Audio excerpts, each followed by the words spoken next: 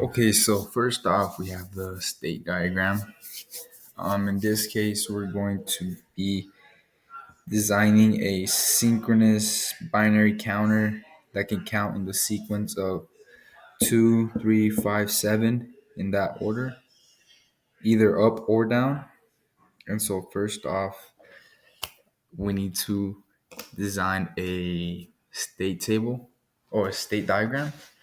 So, it's going to look something like this. So since we only need four numbers, we don't take into account 0, 1, 4, or 6. And so in this case, 1 means that it's gonna go from 2, 3, 5, 7.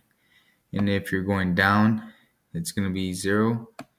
So it's gonna be 2, 7, 5, 3, and then 2 again in a loop. And so after this, we need to choose the flip-flops that we will be using for this circuit. And in this case, we chose JK flip-flops. And so this is the transition table for JK flip-flops. And after this, we will then design a next state table, which will look something like this. Here we have the select mode, which is going to be 0, 4 zeros, and 4 ones for each number in order for it to translate from counting up and counting down. Then we have Q2, Q1, and Q0 for all three states that we have. And then it will be the same for the next state, except they won't have a select mode. And then here we'll have the JK required flip-flop inputs. But in this case, since we have a lot of numbers missing, such as 0, 1, 4, and 6, we're going to have a lot of X's.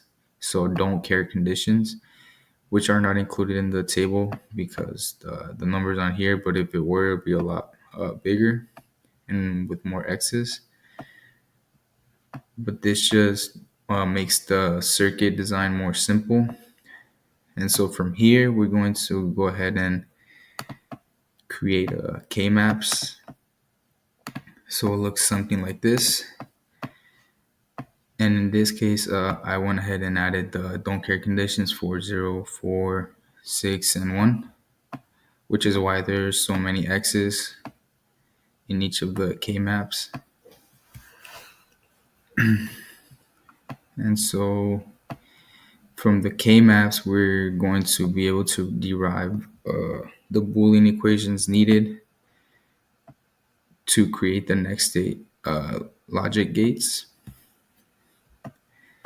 And I went ahead and simplified the equations as most that I can.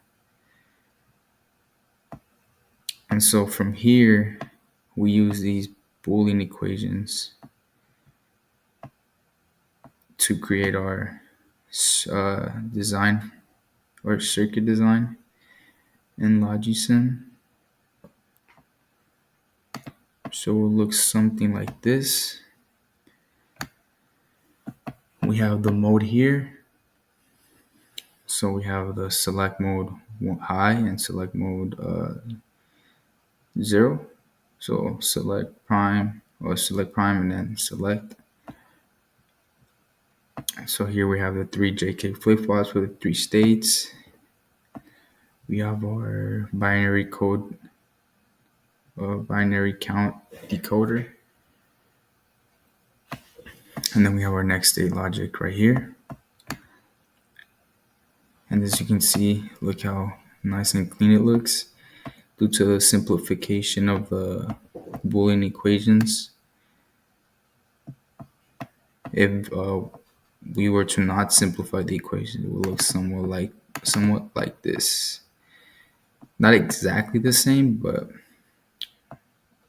this is just like a scratch, like some other next states that I got. But if we weren't to simplify the other Boolean equations, it will look similar to this. So this looks a lot nicer and cleaner, and it works just the same as if we were to leave the equations unsimplified.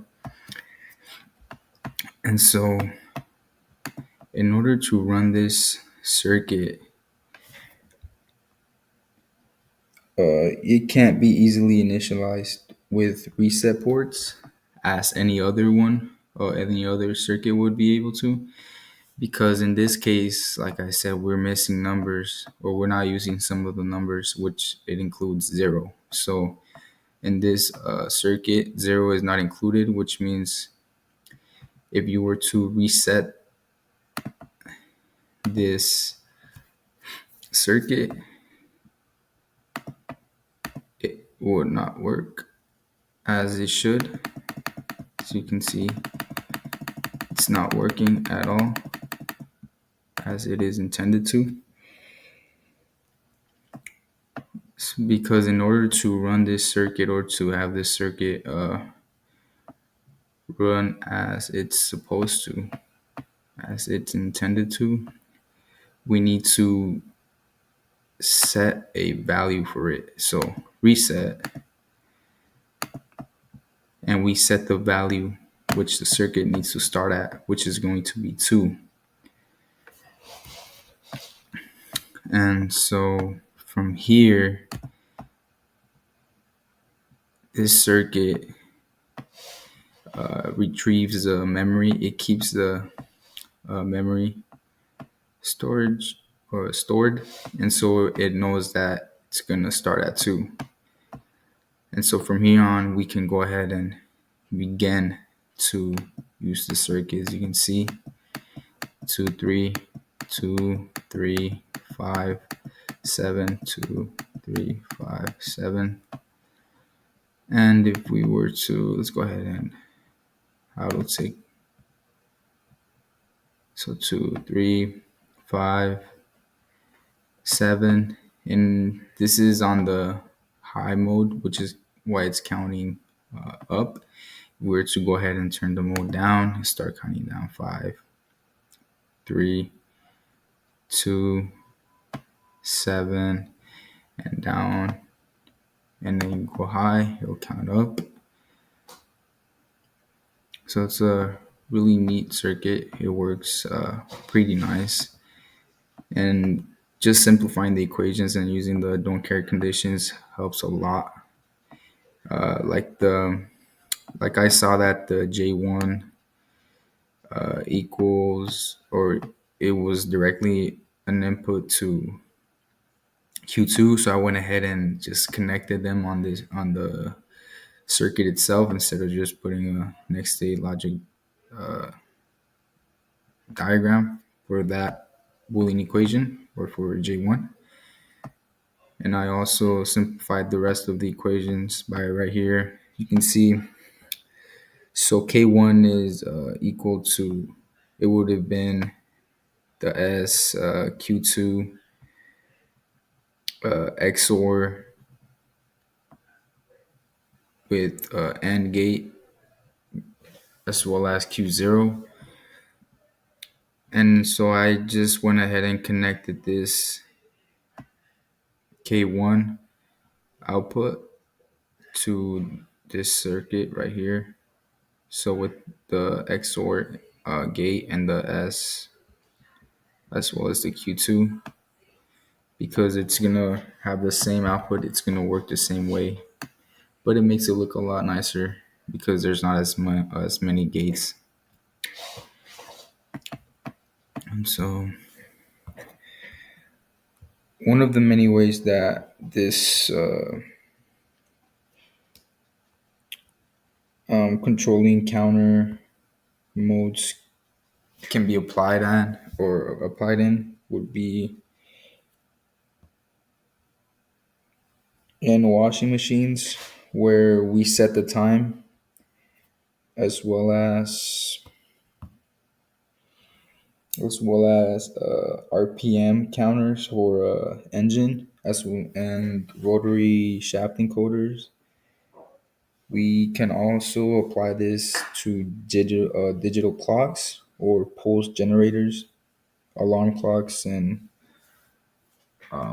Any other device or any other machine that includes keeping a memory and counting from any sort of sequence. It could be even numbers, odd numbers, or just be in a normal order, such as 1, 2, 3, 4, 5, 6, 7, which is what we need to make any digital clock, alarm clocks, or RPM gauges on the dashboard of a car. So this circuit really comes in handy, and luckily I was able to simplify it enough to make it look fairly clean and very well serviced.